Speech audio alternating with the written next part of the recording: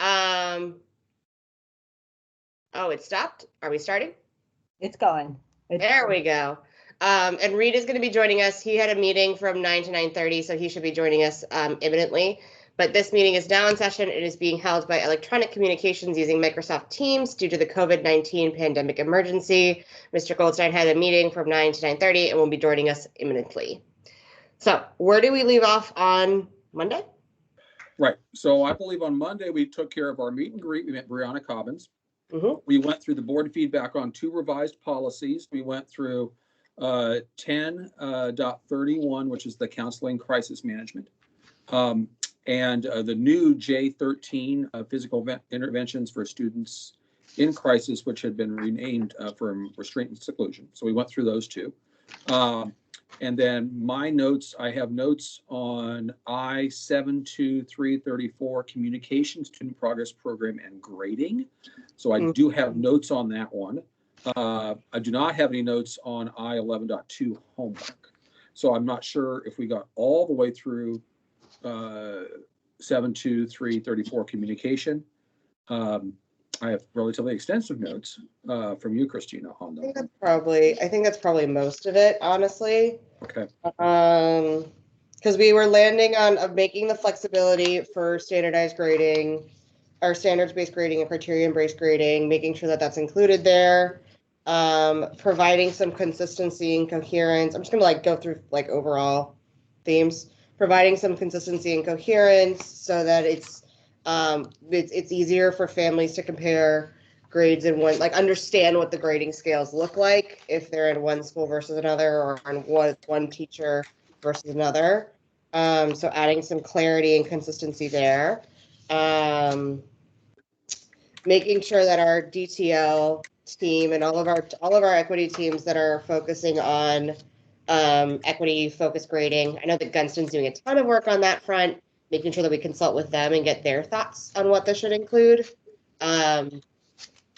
And figuring out how we design a system here that's going to be coherent, recognizing that there are some, for example, the APs and the IBs, we're probably not going to have a lot of flexibility in changing these there, because that comes from some standardization that comes from other organizations. But if we can change the things that we can change to make them a little more coherent, then I think that's a great use of this revision effort. I'm skipping through all of my pages to see if there's anything else that would jumped out at me, but I think that's all of it.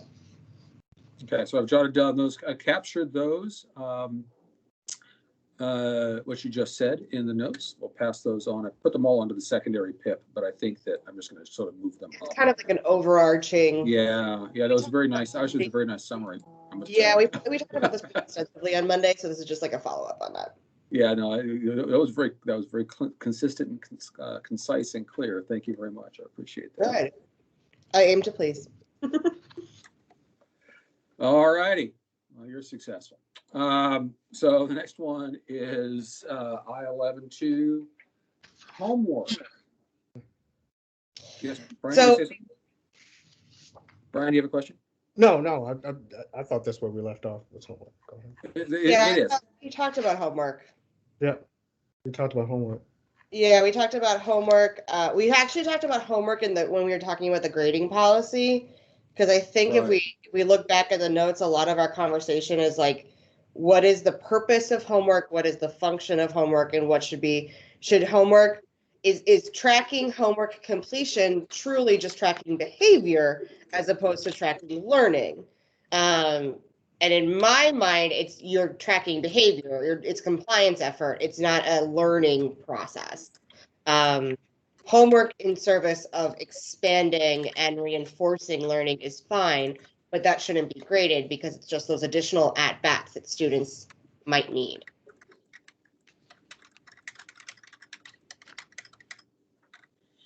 Okay. Yes. Yep.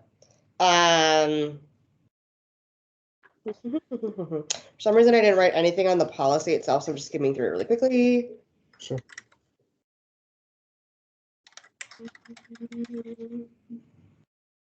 Line 15 of the policy, that it says acknowledge individual differences among students through differentiation when feasible.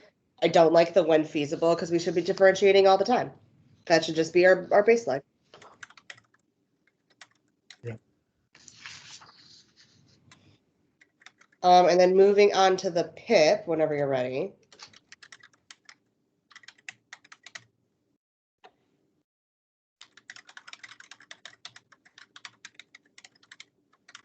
Yep. Yep. I think the timelines totally make sense to me, but I'm willing to bet that they're not being followed. So I think this is probably another one that we want to get DTL and that same group of folks who are really focused on figuring out what this needs to look like and who are really close to the ground, like really having them take a look at this. A personal preference that I offer for consideration is no assignments over weekends that don't give something on a Friday that's due the following Monday. If you give something on a Monday or that has a couple of weeks over which you can do it, that's fine. But we shouldn't be giving kids boatloads of work on a Friday that's due on Monday.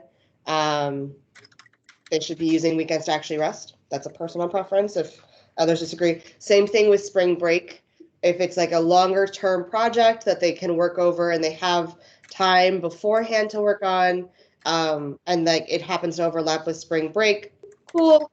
But if I'm Friday before spring break, I'm giving you an assignment that's going to be due the week right after spring break, like Then it's not spring break. It's not a break. Missing the point. Missing the point. Yep. Kids need a break. Like kids, I mean, if you working in an office, in most cases, like if you're on PTO, you're allowed to turn your email off and you're allowed to turn your phone off. So why weren't we letting our kids do that? So right. Yeah. Other than that, I don't actually have any specific additional feedback on the homework beyond the philosophical conversation we had before about grading for it. The summer work, I think we just need to refresh that because we have a lot of schools that do a lot of like targeted summer reading programs and things like that, as opposed to like specific summer work per se. It's just like reading challenges and things like that. So making sure that we're flexible enough for that.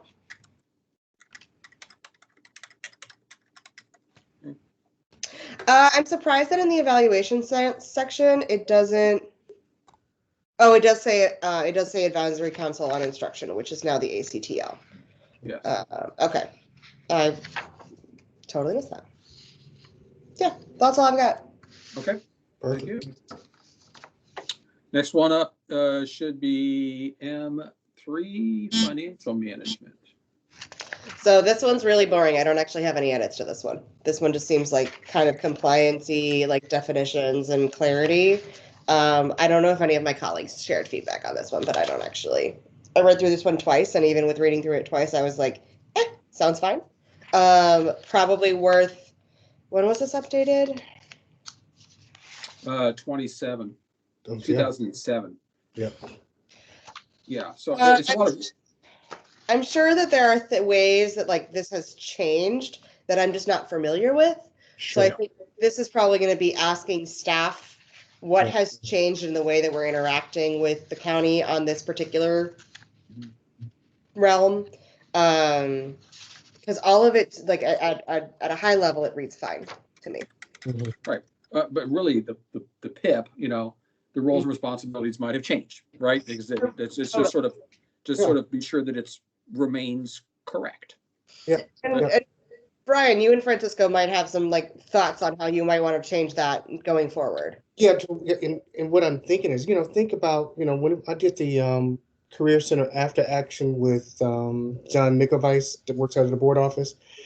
A lot of, this needs update because a lot of stuff went wrong, right? True. So yeah, and so I'd like I said, it may not be your realm, but I think this needs updated. Let me take this with Matt, and I'd like to talk to the superintendent and also. Okay. So hey, Brian, are you going to update the governance over here to put a better box around it so not as many errors happen? Absolutely. I love it. Yeah. I love it. Yeah. Yeah, this is just not my particular expertise. So yes, if you have thoughts based on the after action, then like by all means, because there's certainly a lot that has gone wrong in the past. I just don't necessarily know how to fix it yet. So yeah. Well, that's the Beauty continuous of, improvement. You try something, and if it doesn't work, you try something else. and that's also the genius of the policy review team, that we have multiple eyes on this. Absolutely. So it's going to be us. Yeah, exactly. And so, Yeah. Brian, you're going to be looking more closely at this one and putting some more tighter governance around it, possibly. Yeah. So David Webb will be shepherding this one through. Actually, no, it won't be David. It will be the new director of finance, whoever that person is, Brian. Okay. Right. So that's who will be shepherding this, or who will be the content person for it, whoever that person is. All right. Next one is M4 Financial Management. This is the CIP plan financial management. So this is not about the CIP plan content. It's about how we fund PAYGO and how we manage different pieces of the capital projects. Yes, and MCMM and that sort of stuff. And so it sort of sets all that up for us. Yep.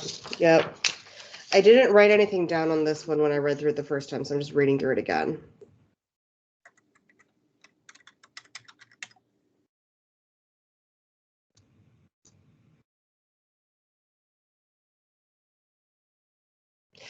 Facilities Department will maintain an automated project management information system to monitor all major construction projects. Are we doing that? Yes. Yeah, they have a tool. It's called, I'm thinking of what the name is, Brian. What line is that? I'm sorry, I put it on mute because I'm printing out some stuff. 53, page 2. Yeah, they have a software where they put in all of the requests, and all of the MCMM requests are put in, and project management. Yeah, so they have they have a project management software that they use. They do. Brian is skeptical. Yeah, no, so we need to take a look at this because, again, if we had a project management software, everything wouldn't have gone wrong with the Career Center. Mm-hmm. You remember those conversations, right, guys? Right? Yep. I know exactly what you're talking about. And if this says that we're supposed to have some sort of project management software that's automated, it literally says automated, and we don't have that, then there we go. Like, let's fix that. Yep.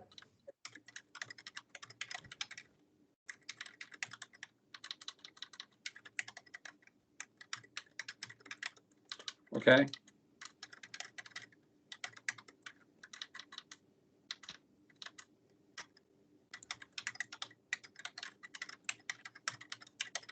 I will observe that it doesn't say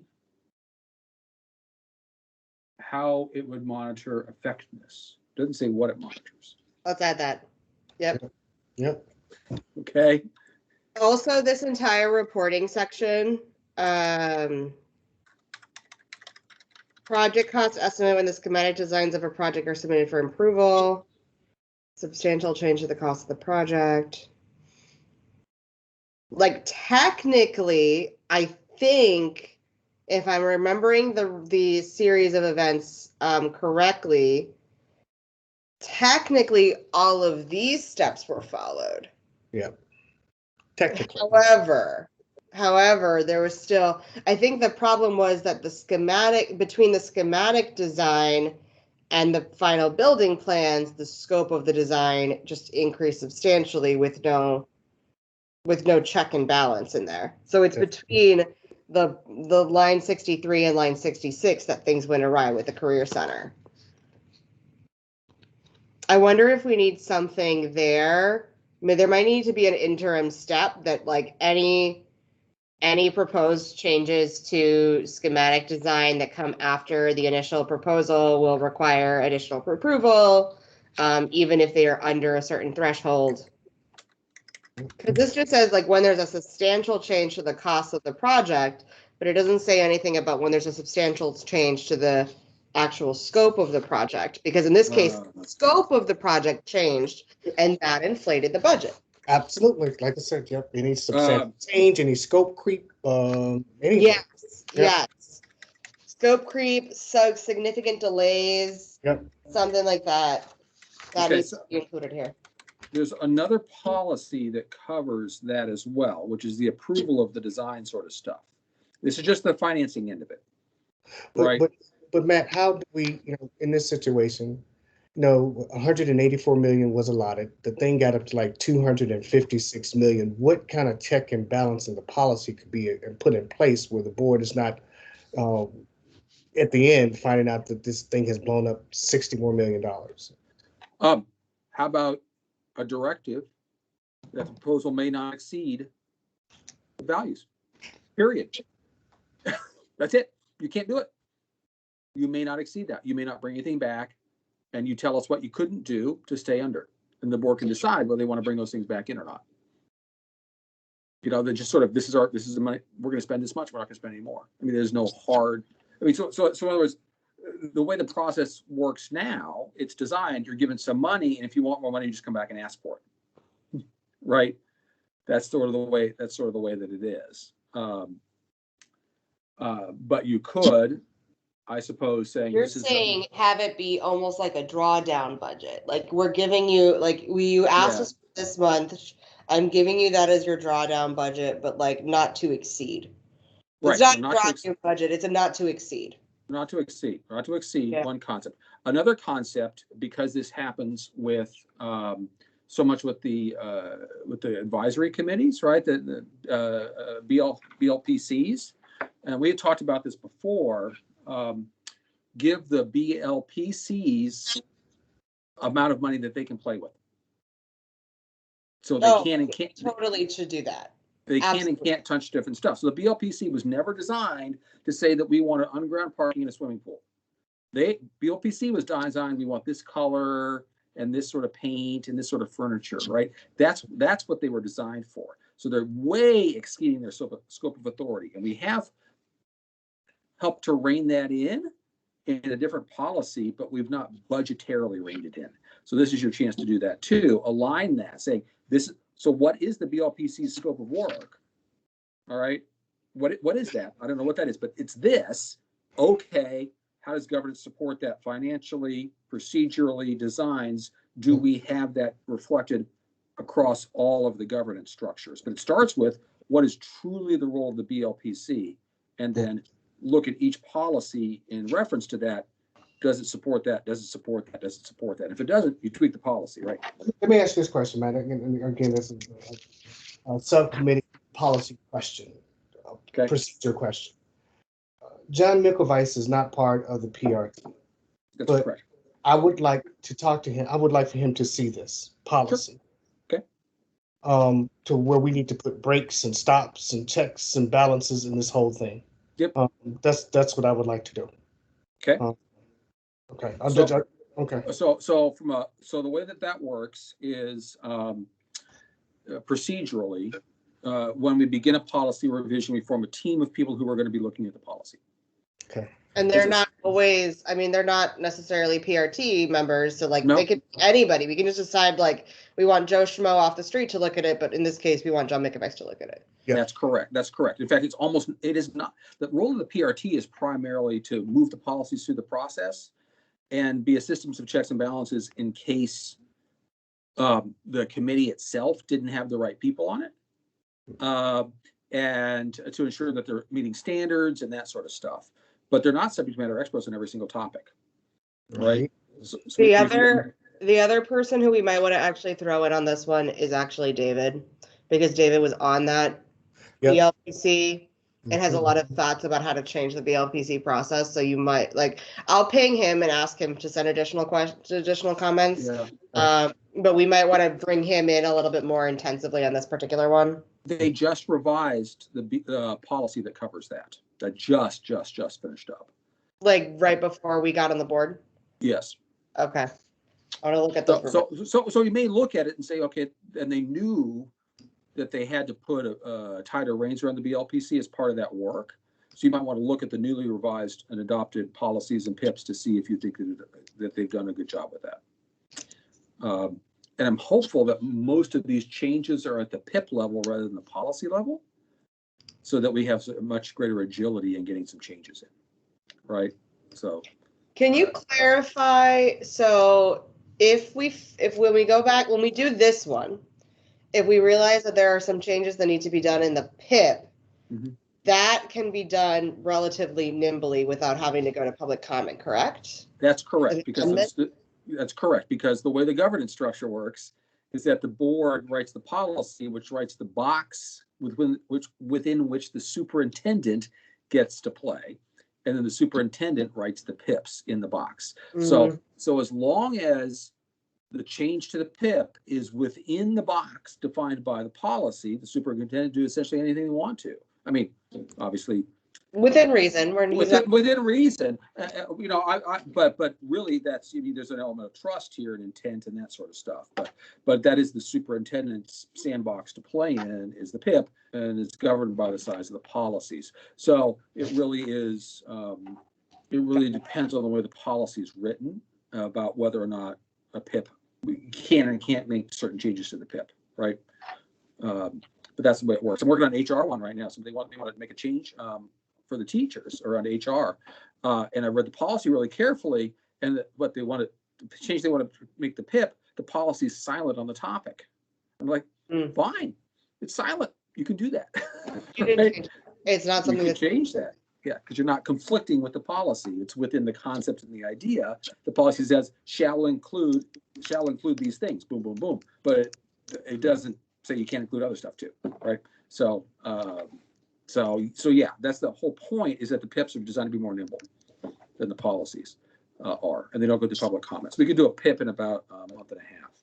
Got it. Okay. Give or take. It's got to be reviewed by the PRT. So the drafts it, PRT looks at it, be sure it all looks okay. Subcommittee looks at it. You're not approving it. You're really just being aware of it, right? So you know it's coming down the pike, so that it'll come in Friday letter. We'll see the difference. We can talk about it with our colleagues and be like, this is the purpose for this change, yada yada yada. Yeah, exactly. And it's the superintendent's PIP, so it's really the board doesn't really get to make that decision. I mean, you can say no, obviously, but like this is not consistent with our policy, but it's really the soup's decision. And then if that's good, then it goes in the Friday. Then after that goes to the subcommittee, the soup the soup signs it, and it goes into the Friday letter, just to inform the board the soup has signed it. So the opportunity for comments, like we got one coming up now. There's a service animals PIP that's going to be coming through right after the holidays. The point was that it was when the policy was adopted, they forgot to make the changes to the PIP. No. Yeah, well, they made the changes to the PIP, but didn't get posted on board docs.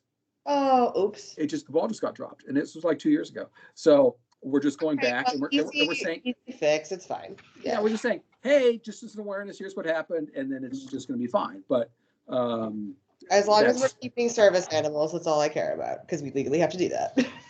Yeah, no, I forget what it was, what the change was. Yeah, it is keeping service animals. It defines what they are. I think dogs and horses or whatever are permitted. Because you can't have a service monkey, Just like it defines only dogs and horses, if I understand correctly. Anyway, you'll see it'll be coming out. We'll talk about the next subcommittee meeting, actually. Okay, that sounds good. All right, so that's all. I also feel, going back to that one, I was thinking about it, and I think that Reed might also have some more opinions on this one. Even it seems like his meeting is running long. So I think that combination of humans that we've talked about is probably the right combination of humans to really take a deep dive on this one. I agree. I've already sent a note to John Mickelweiss, and I'll give him a call later to start. Okay. Yeah. So on this one, what's involved? John, David, Reed. Maybe someone from the FAC. Maybe, because they have a lot of experience on multiple BLPCs. Okay. Probably. I mean, we're going to need someone from finance because this is financial management of it, but maybe. I mean, y'all can decide. But We'll figure it out. Well, I think this is the first cycle of people we have is a good start. yeah. After they make the changes, when we hear back from them, we can decide if what we need after that. Yeah, and because this one's at the very beginning of the process anyways, if we don't get it right with the first draft, then we'll get it right. Like, we'll get public comment, we'll continue chipping away at it, and we'll get it right like before the final. And it's fine. That's the way the process is supposed to work. Yeah. Yeah. So, all right. So I think that was it on the policies. Okay. What about, well, go ahead, Matt. So we do have a couple of other topics we wanted to talk about. Yeah. Which Brian has one, but we may want Reed there for that, right? Yeah, but at the same time, at least we can bring Christine up to speed. Prior to while you were running for school board, Oh boy. there was an issue. We had like there are a couple of organizations like the Dream Project, like a couple of Yeah. and basically there was an issue about space, right? And so one organization, the Dream Project, happened to reach out to Reed and talked about, could we get, more space because they were adding to their staff. And so the concern was, why are we giving so many people space in our buildings when we're kind of running tight ourselves? And so with that, we started looking at the policy. And I guess this is like what, November-ish, Matt, when we were taking a look at this. That sounds right. And, around November. And so what we did was Matt and myself, we did some research on, I forget the three, I think, Matt, you have the name of them. And Encore Learning, Edufuturo, and the Dream Project. Okay. So what we did was we looked at their policies and what it stated about space. Now, one thing that we found out, Christina, was that space, given the discretion of providing space, is under the authority of the superintendent. Okay. That was the question that I was asking about the real property revision. I was specifically referring to their particular scenario so that we figure out like what it is that, like, so we don't want to necessarily kick them out spontaneously. Like, what is the solution that we're going to get to figuring out how we can better manage and communicate about this space? Absolutely. Yeah. And so, and I think everything I just updated you on, I think we stopped right there. And you won the election. And then we had our next PRT meeting and, subcommittee meeting. And basically it was all about transition from Tanya to you. And we were just going to get things in order. So I think it kind of just fell off the radar. Reed wrote me a note this week to say, hey, what do you ever do with this? And I guess all three of us, me, him, and Matt, we just totally forgot about the whole thing. And so that is something else we need to pick back up. And Matt, if you do you have that research document of, can you share that right now, just kind of bring up to speed? Yeah, sure. So you want me, I can sort of just read through and sort of read it to you. You want me to share it on the screen, Brian, or sort of read it to her? I mean, I know whatever you think is best. I think you can read it and show it to her at the same time. Okay, I'm gonna join join this with my other computer here. Give me a quick second. Add this device muted, and I'm going to share my screen here. So whenever Reed joins, when we have this conversation against Christina's up to speed. So. All right. So really, what we did, Christina, is we looked through the MOUs that we've had, memorandums of understanding, which is for sort of APS is providing some resources to some not-for-profit organizations.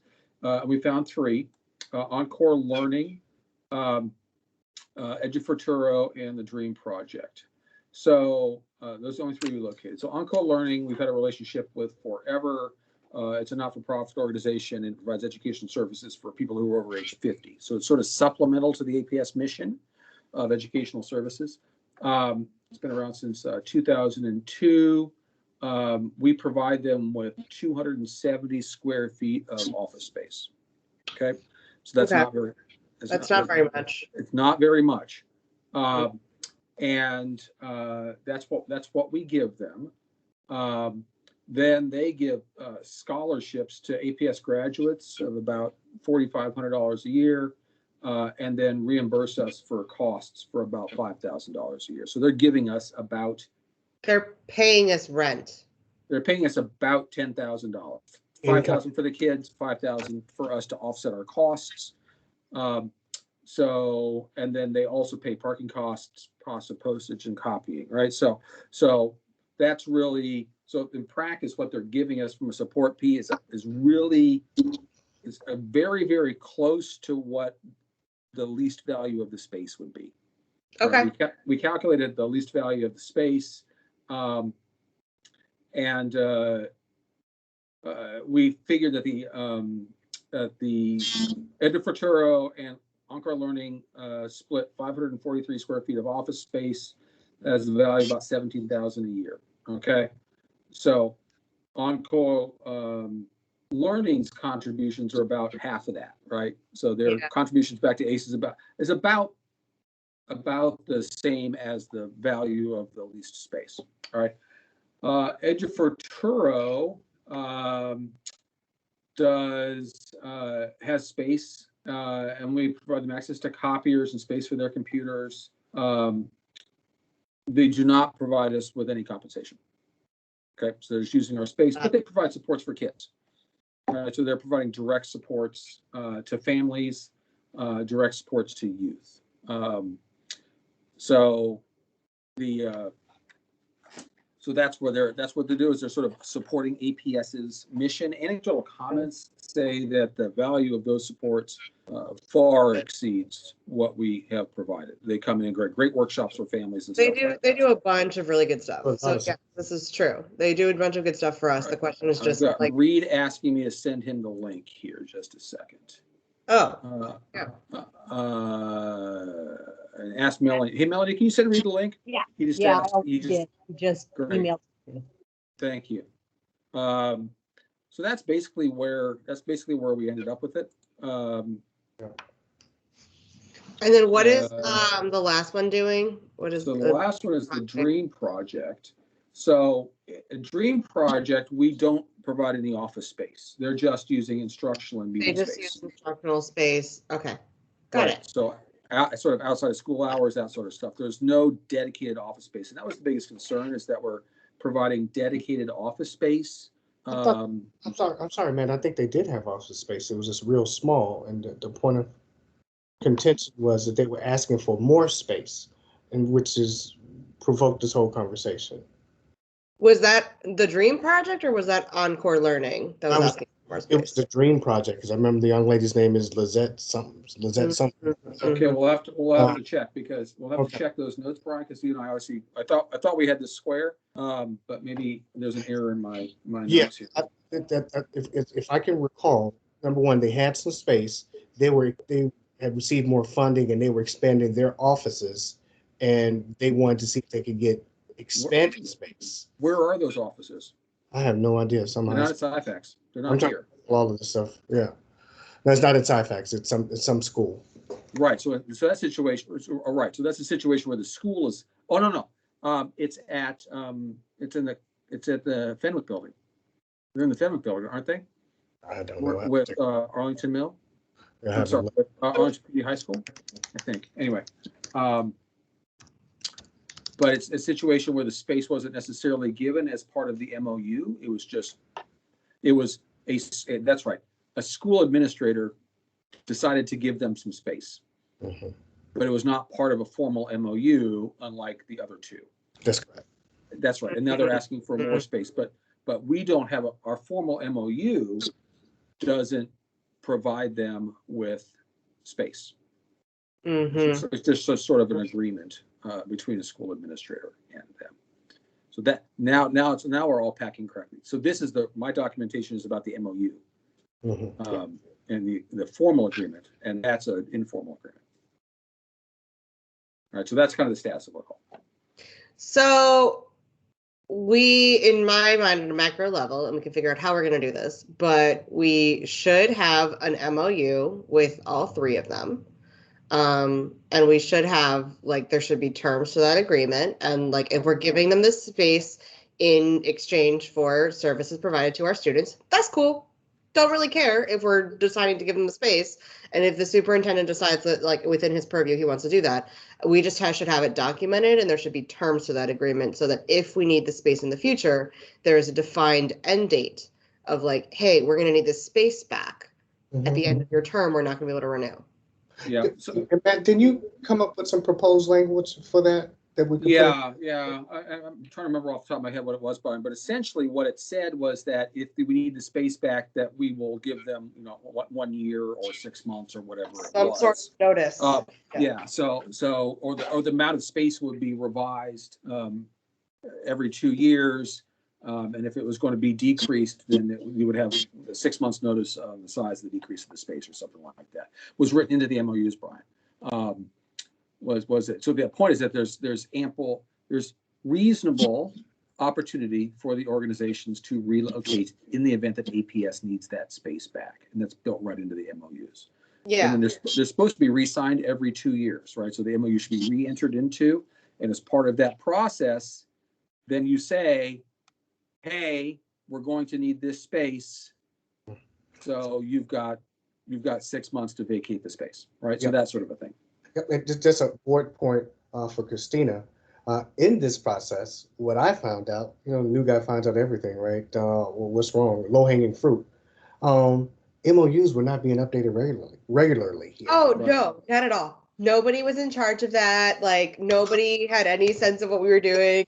And we have like all these random agreements that like are not actually valid. And like, I have no idea where they are. Yeah. And what I did do, I requested a list of all expired MOUs from someone here in finance. And they were putting it together. But again, we just moved on. So I need to double back on that because from what I understand, the board never knew what MOUs were in place here. So I had that list being worked on, but I guess I can blame it on the transition, but I can follow back up on that because the board never. Fine. I mean, these are also when we're dealing with like 17 fires at the same time, like this is a fire that needs to be followed up on, but like if it simmers for another day or two, it's not a real problem. So it totally makes sense. And there were many fires even just yesterday. So like totally, I get it. Right. This is something, I think this is one of those case studies of why we really do need to get more advanced and up-to-date financial software. Yeah.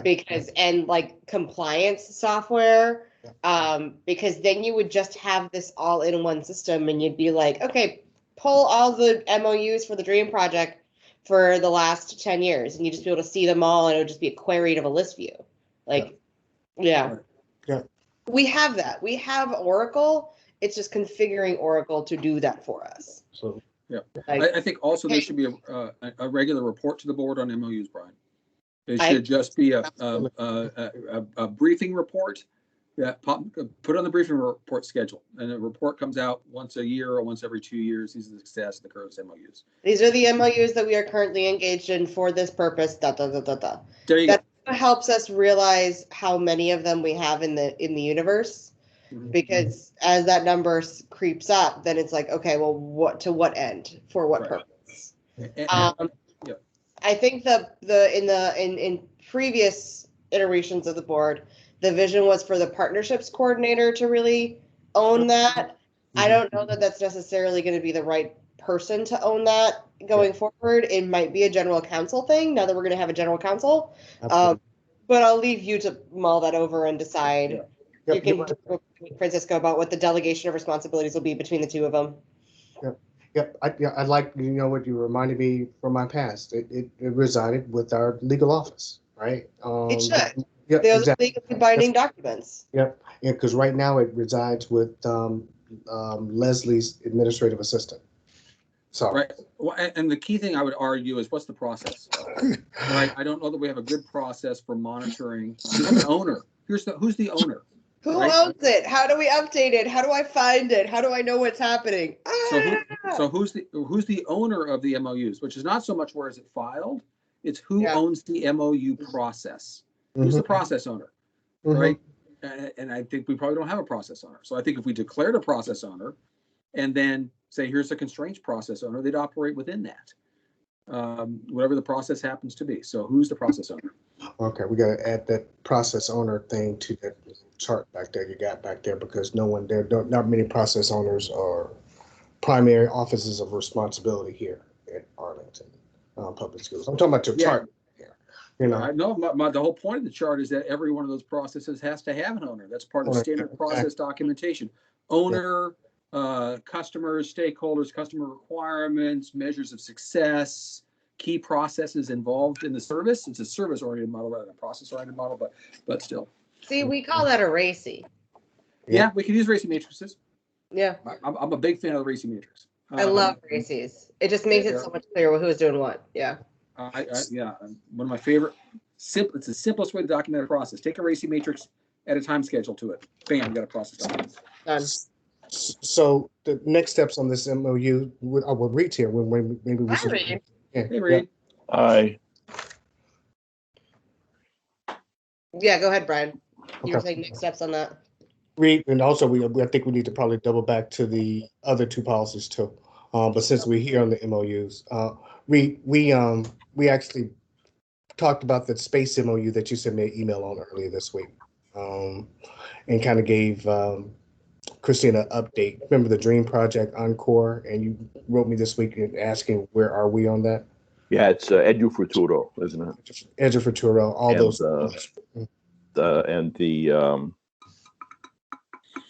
Whatever the Encore. Yeah. Encore, Edu Futuro, yeah. I saw something in Friday Letter or something just recently about planning on costs to build out to accommodate the new, executive leadership team or whatever we're calling the new I gotcha. Cabinet. org chart, revisions. Mm-hmm. And, if you don't know my feeling on this, I'll say it again, that we're not in the free rent business. And I don't know why we're giving those two community groups and not others free rent and administrative services. And now we have to spend money to build out Scifix to accommodate our ELT while we're giving them free space. So it just doesn't make sense to me. And I can't justify it to the community. I can't say, we're going to spend taxpayer money while we're handing out free floor space and administrative services. There's a ton of good and worthy nonprofits doing work that, dovetails with APS, and we're just not their padron. We're not the free rent agency. Mm-hmm. So we did a little bit of research on some actual numbers, and each of those MOUs is very different, Reed. Yeah.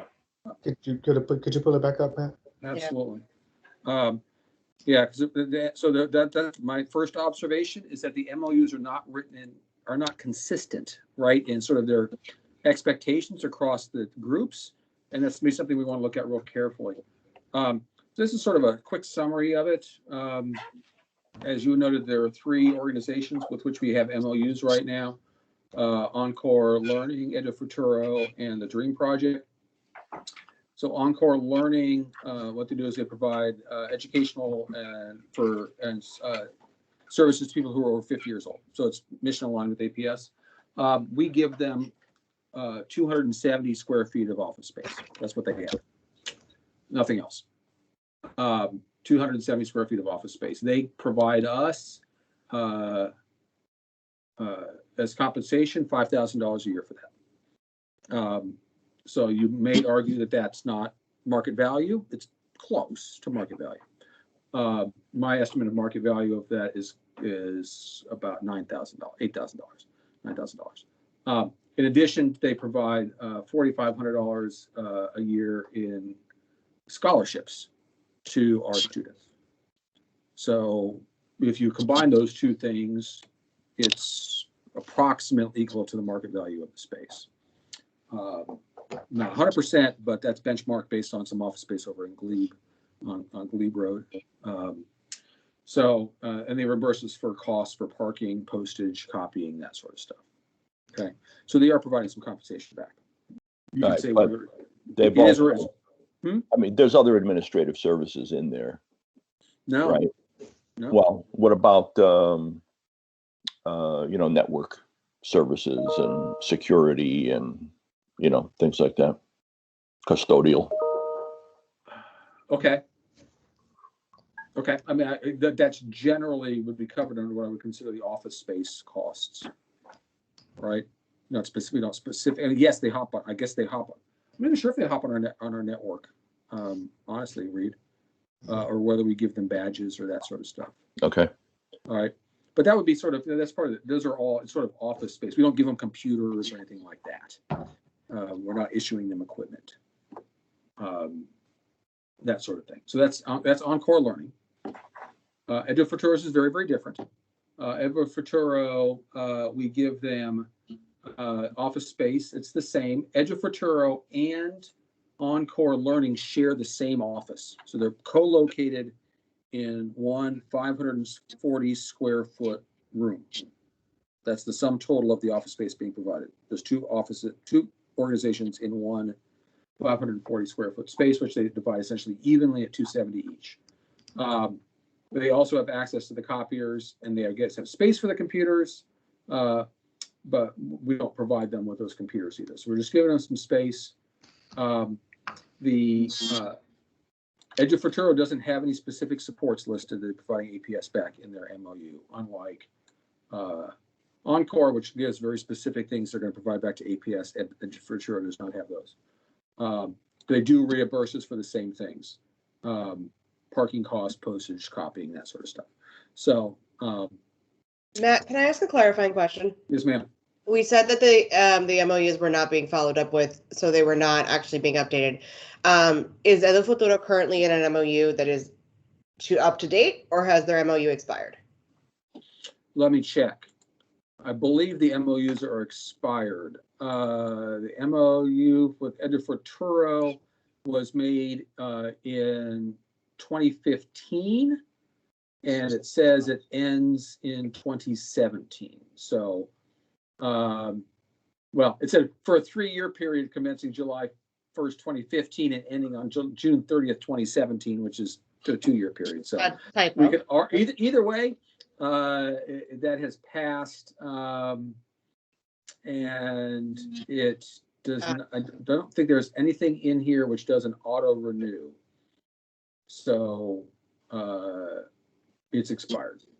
So it's expired. Okay, got it. So if we wanted to come back to them and have a similar situation that we have with Encore Learning, where they are paying, like there's a split in, like you're providing services that support the mission and vision of APS, and so we're taking that as a value, and we're also charging you some sort of a fee, whatever that, like we can make them equal, that's fine, I don't care.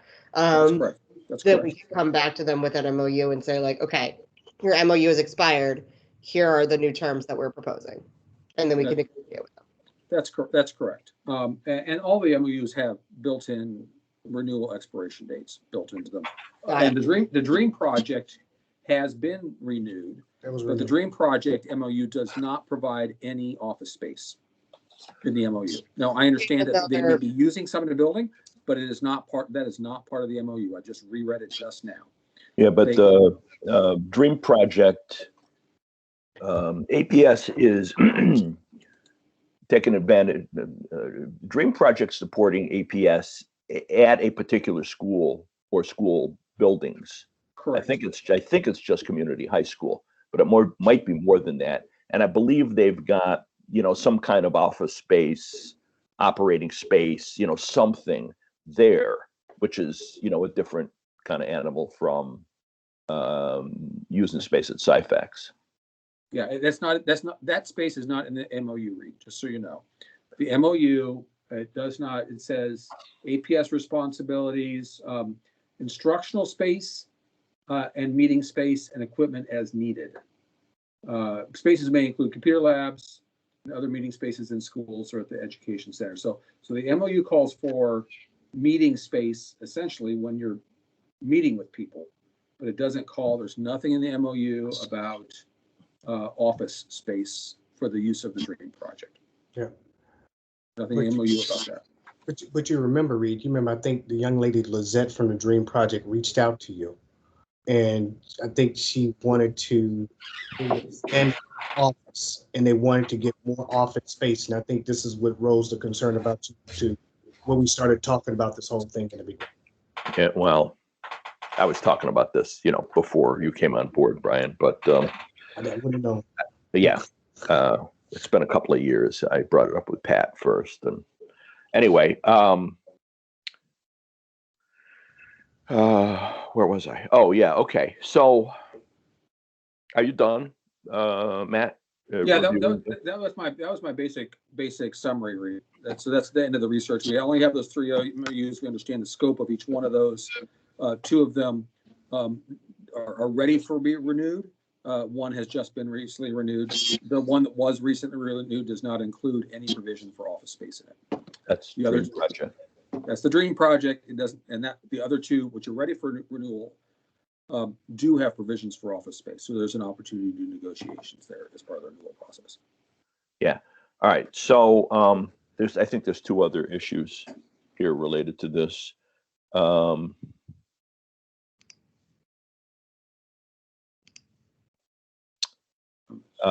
is that we've got a PIP, I guess, that lists fees for community groups who fall into different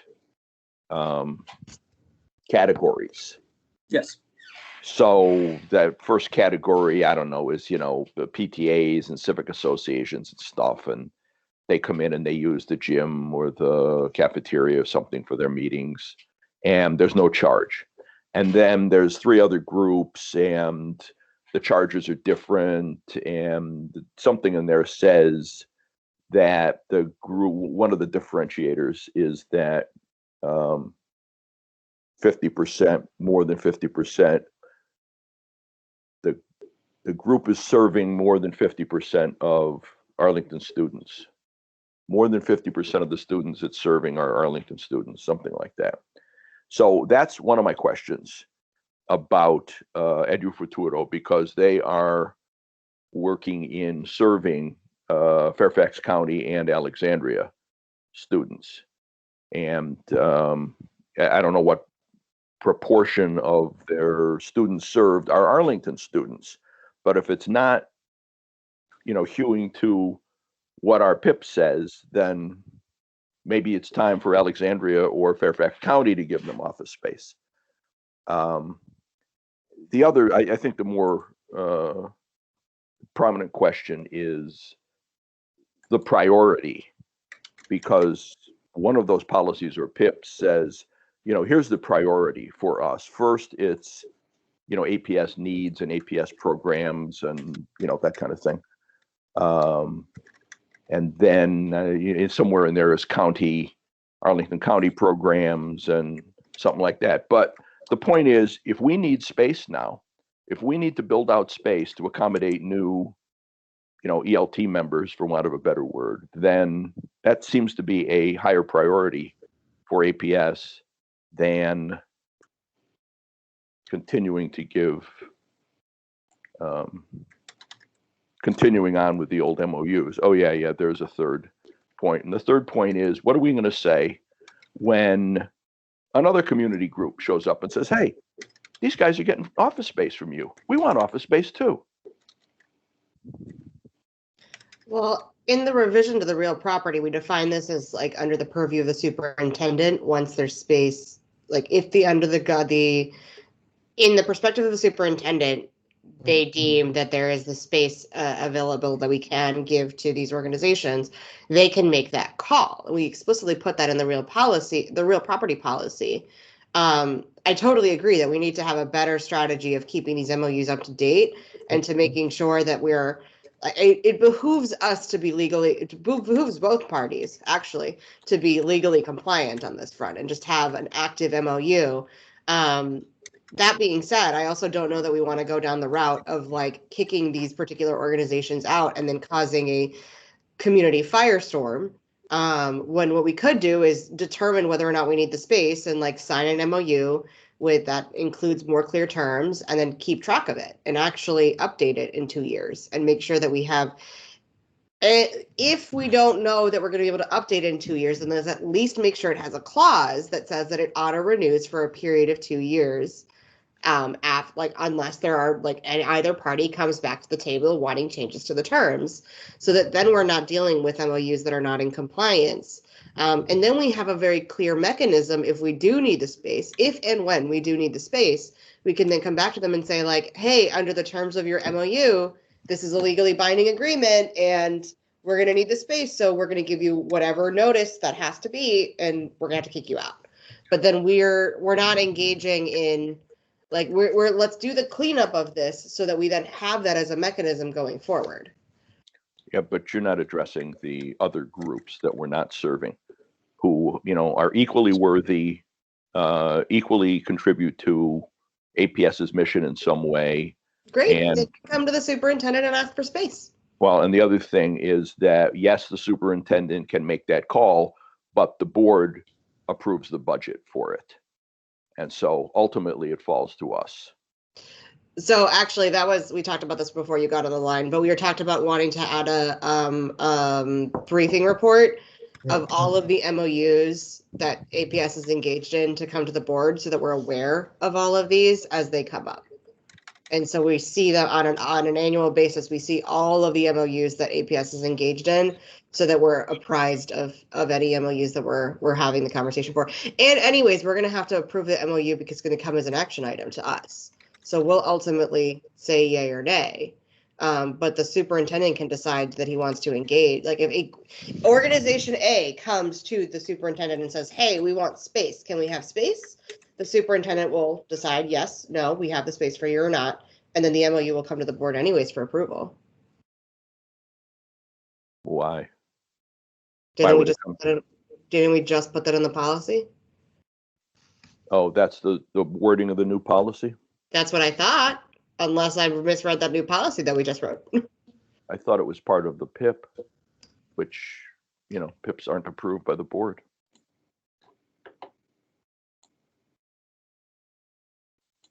I think these are the old. Yep, the new policy is not up there yet. F7? Yeah, F7 is not up there yet. Well, it doesn't address the big question I've got. Why are we in the property management business? I think Reed originally is that we were supporting organizations which help to support APS's mission. Originally, you're right. Okay, so I just thought you asked the question, that's what it was about. And one of the organizations provides services to educate people over 50, which is not a direct service provided by APS. And the other one provides services to support some of our families and our students. And so they're helping to forward APS's mission. That's why we did it in the first place. I'm not saying that it was relevant now or anything else, but yeah, that was the why at the time. That's the why. Yeah, that's right. But the argument I make in boundary changes and everything else is, what worked then isn't necessarily working now. Things have changed. And one of the things that's changing is we need to build out Scifix, to spend some money building out Scifix to accommodate the new org chart. Now, Brian, I've not seen the actual design, but my understanding is what they're doing is they're taking what is currently open space on the 4th floor and creating offices. Is that right? Absolutely. Right. And the space for the currently used by these other organizations is on the 3rd floor and is accessible, so it's completely isolated and separated. There's actually 3 over where they're at on the 3rd floor in Scifix. Half of it's information services, and the other half is Arlington Weaves, which supports adults with disabilities. I believe it's a county MOU program. Arlington Weave, the March of Dimes, who just left, the Edge of Futuro space, that shared space, and then the other end is owned by the county and is used for Health and Human Services. So that's this is in this little cluster of 3 offices that look like they were being given to not-for-profits: Arlington Weaves, March of Dimes, and then these other 2. So there's sort of this, that's where they sit. March of Dimes is gone. The space is vacant as of right now. I have no idea what's going to happen with it. But that's where it sits, for what it's worth. And that plan to build out offices for the new org chart people, you say that's on the 4th floor? It's on the 4th floor.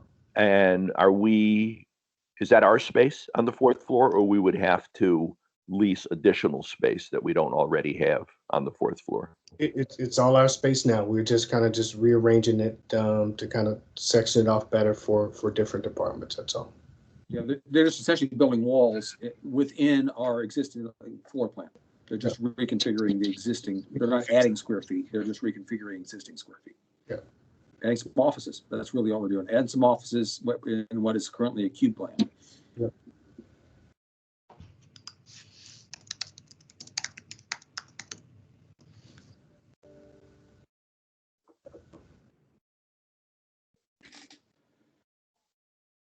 So this is, this is a governance question, right? And who gets to make this is a governance question. Who gets to make the decision?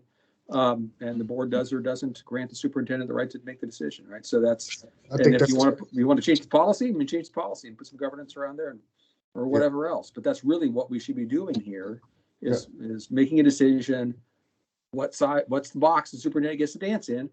Put him in the box and let him dance in the box, right? So that's really what this comes down to. What discretion does the superintendent want to give? What discretion does the board want to give the superintendent as it relates to MOUs? And what rules do you want him to play in? And you write those rules, and they are or are not currently in our existing policies. And if they're not, we need to change the policies so that they are. Yeah. That's what it comes down to.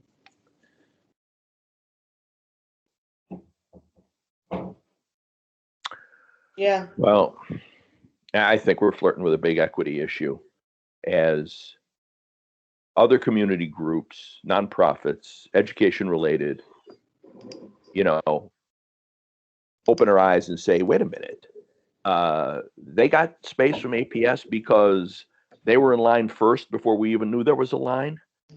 Well, they can, again, they can come and they can ask. Like, we now have a process whereby they can ask. You got numerous options. Here's another option.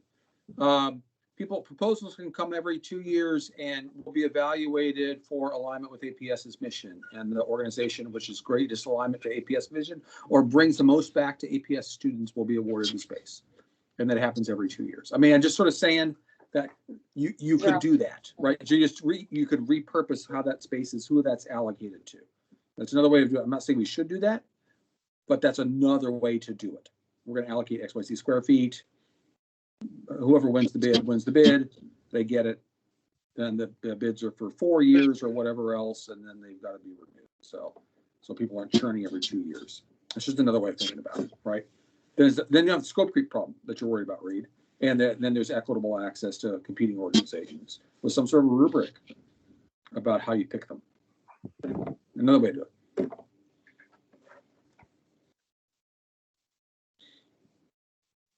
What do you think, Reed? I think the rubric should be go find off the space you can rent the way everybody else in the capitalist world does.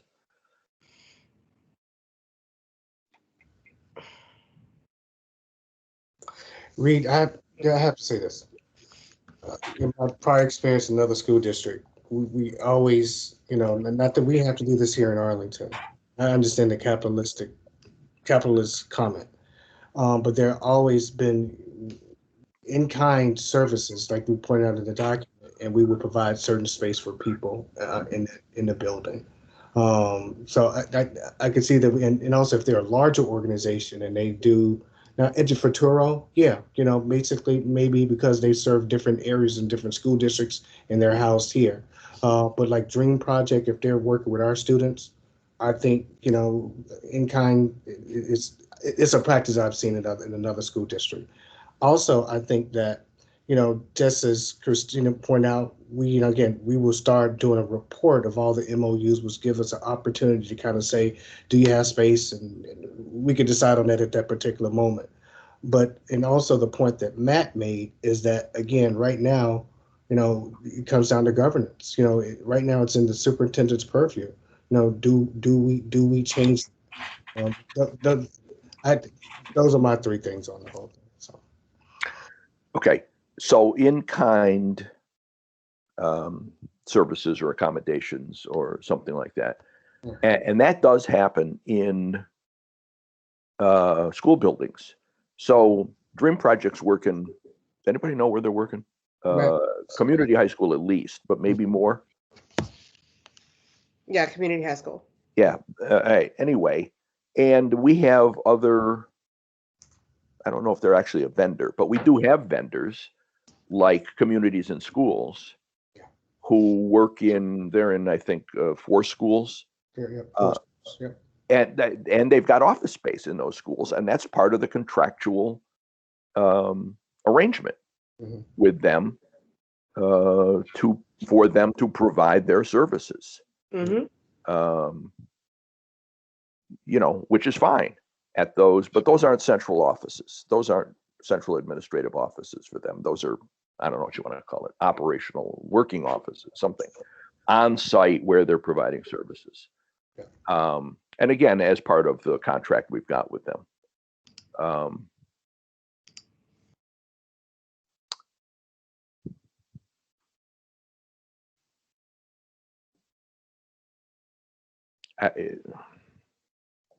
I'm trying to understand what why, if per the conversation we just had about the space and like the fact that there's not a belief that we're going to run out of space at Scifix right now. Where is the concern coming from? Because we can, if 2 years from now we are running out of space at Scifix, let's get their MOUs up to date, and then if we're at that decision point where we do need them to vacate the space, we now have a legally binding way that they agreed to do that. And it's not a debate, it's not a negotiation. It's just like, hey, the terms of your agreement are, we'll give you 6 months notice to vacate at the end of your MOU. And that's not easy peasy, clean cut. I'm worried about going down this route of arbitrarily cutting based off of something that is not actually a need in this particular moment. But we're arbitrarily providing these services to 2 organizations. Totally. And that predates both, all 5 of us on this call. Yep. But It's not our job to go back and turn back time and make a better decision. It's our job to get back into legal compliance so that then we have the tools in place to be able to terminate the agreement if we so choose going forward. Or if we decide to extend it, we can do that too. Absolutely. That's where I'm at this point, that I'm like, it's not even worth it for me to ruminate on the mistakes of the past. It's just, what is the potential solution we can have going forward? Yeah. Also flagging that I have a hard stop in 12 minutes. Okay. The past wasn't necessarily wrong. It was a function of, the reality of the past. There were fewer students, there was plenty of space, there was, whatever. Those groups had champions. Heavy hitter champions. Former superintendent and board member. Again, I think we are heading into a bad optics situation when one or several nonprofits shows up and says, "Where's our space?" They can come and ask for it, and there's now a process for them to do that. I keep coming back to that. There's now a process that we've put in place with this new policy and with the new PIP that clearly establishes what would happen. They would come to the superintendent, and the superintendent would determine, do we have the space? Do we not have the space? and then make the choice. Okay. And if the answer today isn't no, we don't have the space, then it will be soon as we grow. Great. Unless we plan And on expanding. We'll sign an MOU with them for 2 years, and at the end of the 2 years, if we need the space, then we need the space. But we now have we have a legally binding way to say, cool, we've enjoyed having you for the last 2 years. Unfortunately, we need this room. Here's your 6 months. Yeah. So maybe it's about how the MOUs themselves are constructed. Absolutely. Right, so there's some requirements of some content in the Yeah. MOUs, which gives us the ability of APS. If we run out of space, maybe we're out of space now, Yeah. but we have that ability to Absolutely. end the space requirement or the space part of it based on some criteria or whatever else. Are the conditions of the MOUs up to date? In other No. words, No. so they're No. not paying us That's the for. whole problem. Oh, no, they're paying us. They're paying it. Oh, that's My what I understanding mean. is, the MOUs have not been, the MOUs are ready, have not been recently re-signed, other than the Dream Project. So we can go in, we're at this point where we can go in and have a conversation with them about it. Yeah, but they're still paying their, whatever it is that you had in the document there, Yes, that they're paying something near market rate or not market rate or something, even paying- though the MOU has lapsed.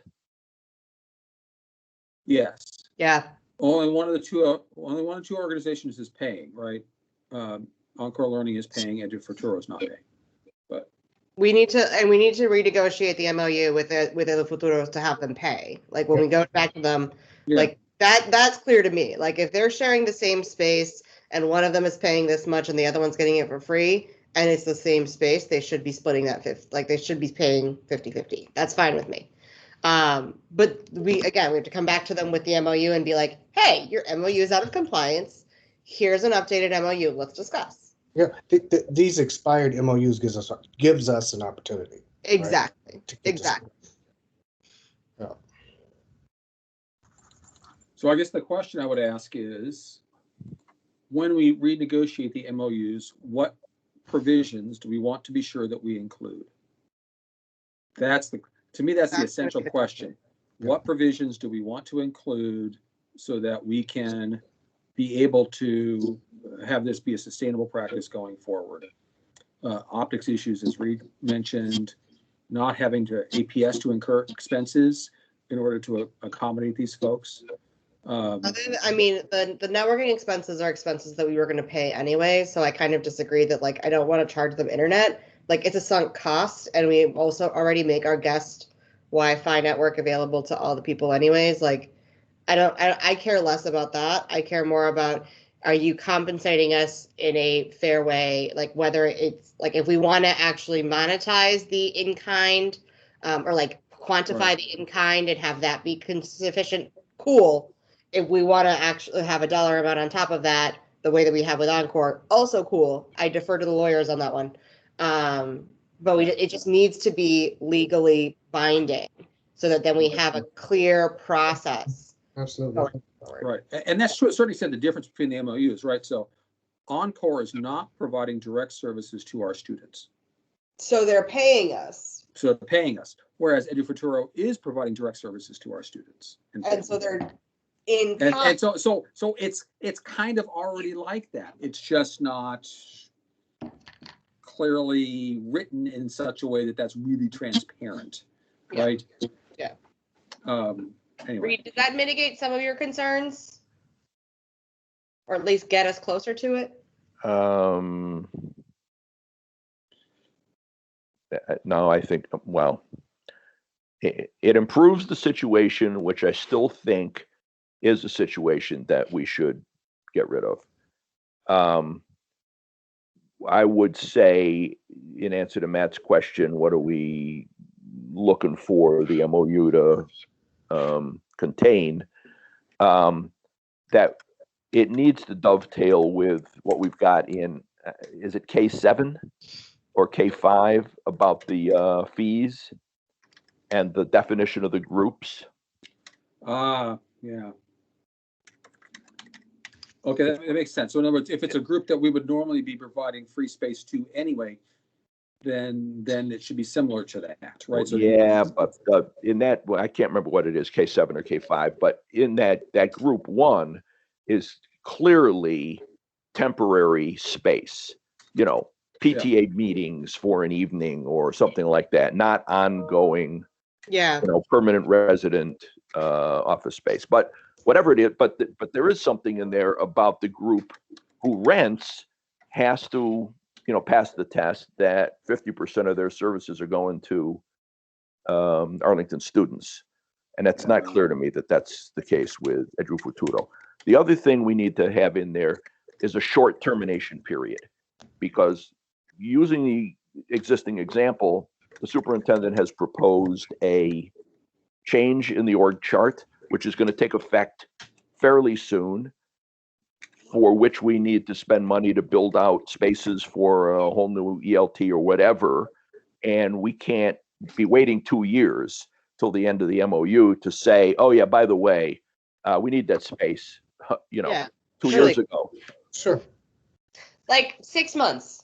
Six Yep. months is like pretty standard notice. Like we give you 6 months and then like, If we Go need to find your expand, yep. yeah, that's like pretty standard in like in real estate language, like totally something like that. Whatever the standard is that the lawyers decide they want to go with. Well, but that wouldn't work in this case. 6 months wouldn't work in this case. We want to have those offices when those people are on board. We're not gonna hire those offices. I mean, if we did it now, so we're in April, May, June, July, August, September. They'd be out by the beginning of the school year. And so then by the time we're going to post jobs in July, it's going to take us a little bit to hire people. So yeah, we have the space back in September. But if we had known, like if we needed that space and we had known that we were going to an org chart, we would have given them notice on their MOU in January when we were talking about the org chart. Because we had the conversation at retreat and we were like, okay, well, this is going to be the org chart going forward. And we said, okay, we're going to need that space back. Let's give them notice on their MOUs. They would have been out by June.